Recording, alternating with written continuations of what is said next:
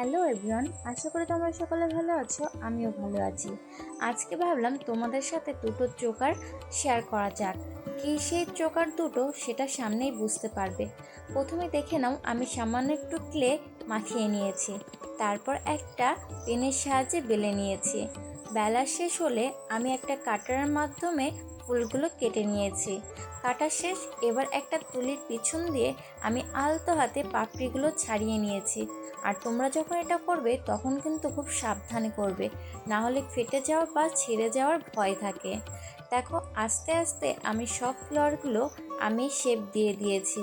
আর এই কিছুদিন ধরে সানফ্লাওয়ার আর ডেজি ফ্লাওয়ার এতটাই ট্রেন্ডিংয়ে রয়েছে, তাই ভাবলাম তোমাদেরও একটু শিখিয়ে দেওয়া যাক। তাহলে তোমরাও বাড়ি বসে সুন্দরভাবে এগুলো তৈরি করতে পারবে। কথা বলতে বলতে আমার ফ্লাওয়ারগুলো সব রেডি হয়ে গেছে। এখন সামান্য একটু আঠা ফুলের মাঝখানে দিয়ে দিতে হবে। তাহলে কি হবে, ফুলের পাপড়িগুলো সুন্দরভাবে সেট হয়ে যাবে আর দেখতেও কিন্তু ফুলের মতোই হয়ে যাবে। আর ফুলের মাঝখানে যেহেতু একটু সামান্য ক্লে দিয়ে আমি ব্রাশ দিয়ে টেক্সচার দিয়ে দিয়েছি, তাহলে কি হবে, ফুলটাকে অরিজিনাল লাগবে এবং যখন রং করবে তখন কিন্তু খুবই সুন্দর দেখাবে। কথা বলতে বলতে আমার দেখো ফ্লাওয়ার দুটো রেডি হয়ে গেছে।